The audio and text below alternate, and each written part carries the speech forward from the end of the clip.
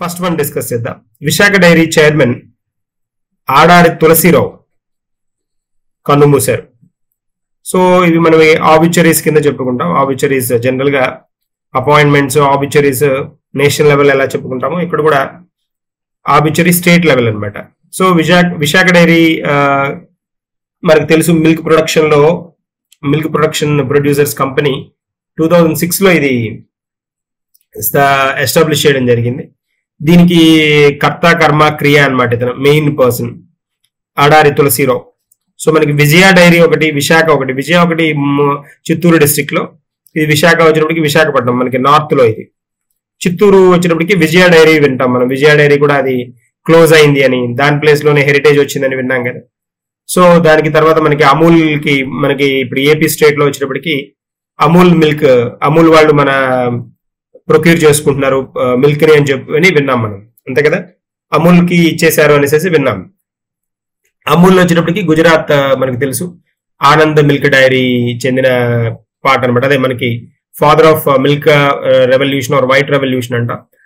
Verghese Kurien establish చేసిన milk dairy అది. So anyways దాని పేరులోనే ఫ్లడ్ వైట్ రెవల్యూషన్ అంటాం కదా.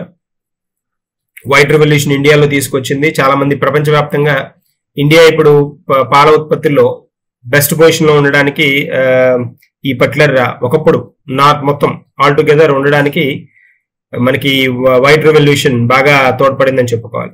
ఎనీవేస్ అలాగా పాల ఉత్పత్తులకు సంబంధించిన ఒక వ్యక్తి, important person, Visakha dairy chairman Adari Tulasirao చనిపోయారు. దాని మనకి చీఫ్ మినిస్టర్ కూడా కండోలెన్సెస్ ఇవ్వడము, దిగ్భ్రాంతికి చెందారు అని అంటారు కదా. యా, సో ఆయన కండోలెన్సెస్ కూడా ఇవ్వడం జరిగింది. సో వెరీ స్పెషల్ పర్సన్ అయితే, స్పెషల్ పర్సన్. చలో నెక్స్ట్ కి వెళ్దాం. గోదావరి ప్రాంతంలో పలు ఆలివ్ రెడ్లీ తాబేళ్ల మృతి. Many olive readily turtle found dead in Godavari region. So ఈ ఆలివ్ రెడ్లీ టర్టిల్స్ ఏంటి అని అంటే మనకి భారతదేశ ఈస్ట్ కోస్ట్ లో మనం ఈ మధ్య కాలంలో చూస్తున్నాం అనమాట. తూర్పు తీరంలో గోదావరి ప్రాంతంలోని కాకినాడ అంతర్వేది మధ్య వాటి సంతానోత్పత్తి కేంద్రాల్లో వందలాది ఆలివ్ రెడ్లీ తాబేళ్లు చనిపోయాయి అనేసి. సో ఇక్కడ అంటే అంశం చిన్న అంశం ఇది, అంటే స్మాల్ ఇష్యూనే, కానీ ఎందుకు డిస్కస్ చేయాల్సి వస్తుంది అని అంటే దీని ఇంపార్టెన్స్ ఏంటి అని అంటే ఈ ఆలివ్ టర్టిల్స్ అనేవి ridley olive turtle or olive ridley turtles అంటారు. ఆలివ్ రైడ్లీ టర్టిల్స్ అంటాం. టర్టిల్స్ అంటే మనకు తెలుసు తాబేళ్లు, చిన్న వాటిని జనరల్ గా టర్టిల్స్ అంటాం కదా. పెద్దదాన్ని టార్టాయిస్ అంటాం, చిన్న వాటిని టర్టిల్స్ అంటాం. మనకి వీటి ఇంపార్టెన్స్ కనుక చూస్తే అంటే వీటికి ప్రపంచవ్యాప్తమైన ఒక రికగ్నిషన్ కూడా ఉంది ఈ రెడ్ ఆలివ్ టర్టిల్ కి. చాలా సార్లు వీటికి రిలేటెడ్ గా అంటే ఎండేంజర్డ్, వల్నరబుల్, క్రిటికల్లీ ఎండేంజర్డ్ ఈ సిరీస్ లో మనకి క్వశ్చన్ అడుగుతూ ఉంటాడు ఎన్వైరన్మెంట్ కి రిలేటెడ్ గా. అంటే ఎన్వైరన్మెంట్ కి రిలేటెడ్ గా కొన్ని స్పెసిస్, అంతరించిపోతున్న స్పెసిస్ ఉంటాయి కదా. సో వాటికి రిలేటెడ్ గా IUCN, international union for conservation of nature, అది మనకి ఆ లిస్ట్ లో రికగ్నైజ్ చేస్తూ ఉంటుంది కొన్ని ఇలాంటి వాటిని.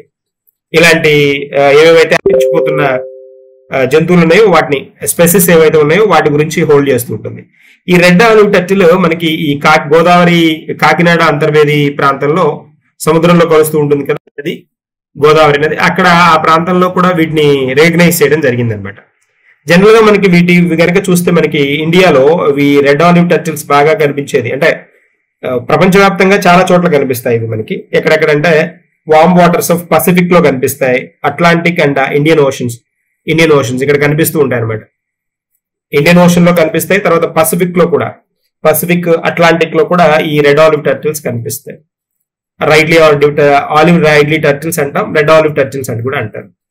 సో ఈ ఆలివ్ రైడ్లీ టర్టిల్స్ కి వచ్చేటప్పటికి వీటికి ఏంటి అని అంటే మనం ఇక్కడ వీటిని అబ్జర్వ్ చేసింది ఇంకెక్కడ అంటే గహిర్మాత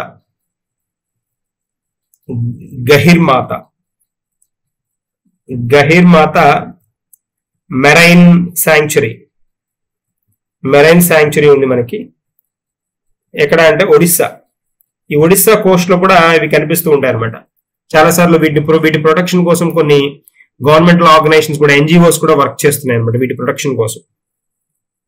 ఒడిస్సా కోస్ట్ కి అలాంగ్ సైడ్ ఈ గహిర్మాత మెరైన్ శాంక్చురీలో వీటి ప్రొటెక్షన్ కూడా జరుగుతుంది అనమాట. ఏవి ఆలివ్ రైడ్లీ టర్టిల్స్ అనమాట. సో బట్ ఇవి చిన్నగా కనిపిస్తాయి.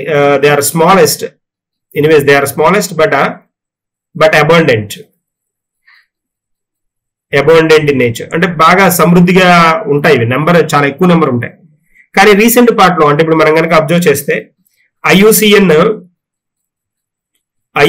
రెడ్ లిస్ట్ లో, ఇది రెడ్ లిస్ట్ లో కూడా రికగ్నైజ్ అయింది, వల్నరబుల్ స్టేజ్ లో ఉంది అనమాట. వల్నరబుల్ అంటే కొంచెం దయనీయమైన పరిస్థితిలోనే ఉంది ఐయుసిఎన్ రెడ్ లిస్ట్ లో. తర్వాత సైట్స్ అపెండిక్స్ 1 లో కూడా ఉంది. సైట్స్ గురించి నిన్న మాట్లాడుకున్నాం కదా, జనవరిలోని మంత్ లో మాట్లాడుకున్నాం. ఇది గవర్నమెంట్స్ మధ్య అగ్రిమెంట్ కోసం ఉండే ఎంటిటీ అనమాట సైట్స్ అపెండిక్స్ 1 లో కూడా మనము దీన్ని అబ్జర్వ్ చేస్తాం. తర్వాత వీటికి వచ్చేటప్పటికి, ఈ పర్టికులర్ రెడ్ ఆలివ్ టర్టిల్స్ వచ్చేటప్పటికి కొన్ని థ్రెడ్స్, అంటే జనరల్ గా వీటికి ఉన్న థ్రెడ్స్ ఏంటి అంటే, వీటికి ఉన్న థ్రెట్ ఏంటి అని అంటే,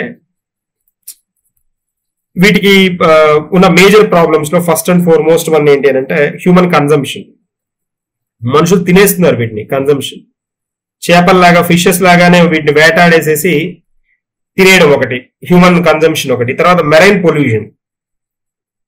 పొల్యూషన్ ఉంటుంది కదా, ఈ సముద్రంకి సంబంధించిన పొల్యూషన్. అప్పుడప్పుడు మనకి ఆయిల్ స్పిల్ అవుతూ ఉంటాయి, అలాంటి ఇష్యూస్ వచ్చినప్పుడు ఇలాంటి వాటి కూడా చనిపోతున్నాయి. మెరైన్ పొల్యూషన్ వల్ల కూడా వీటి నెంబర్ తగ్గిపోతుంది, అంటే వలనరబుల్ గా ఉండడం. తర్వాత ఫిషింగ్ చేయడం, అంటే వీటిని కూడా వలలు వేసి పట్టేస్తున్నారు అనమాట. అంటే చేపలతో పాటు ఇవి కూడా వచ్చేస్తున్నాయి, వీటిని కూడా కన్జ్యూమ్ చేసేస్తున్నారు. అందుకని వీటి ప్రొటెక్షన్ కోసం ఏం చేస్తున్నారంటే, థ్రెడ్స్ చూసాం మనం, ప్రొటెక్షన్ కూడా చూద్దాం. థ్రెడ్స్ ఇవి. ప్రొటెక్షన్ కి వచ్చేటప్పటికి ఇండియన్ కోస్ట్ గార్డ్స్ ఒక ఆపరేషన్ ఇంట్రడ్యూస్ చేశారు. Operation Olivia. ఇది దేనికి సంబంధించిందంటే, olive ridley turtles, see turtles ఉంటాయి కదా, వీటిని ప్రొటెక్ట్ చేయడానికి ఇంట్రడ్యూస్ చేసిన operation Olivia. Indian Coast guards introduce చేశారన్నమాట దీన్ని. ఇండియన్ కోస్ట్ గార్డ్స్ ఇంట్రడ్యూస్ చేసిన ఆపరేషన్ అనమాట. టర్టిల్ ఎక్స్క్లూడర్ డివైజెస్ ని కూడా ఉపయోగిస్తున్నారు, ఇది కూడా ఒక ప్రొటెక్షన్ అనమాట. టర్టిల్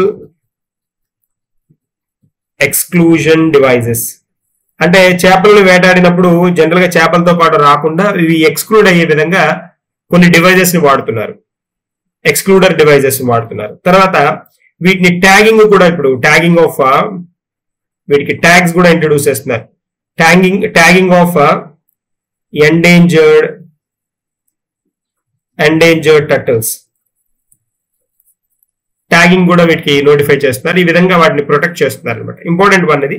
సో మనకి కాకినాడ, అంతర్వేది ఈ మధ్య వీటి నెంబర్ కూడా, ఫిషింగ్ వల్ల వీటి నెంబర్ కూడా తగ్గిపోతుంది అనేది కాన్సెప్ట్.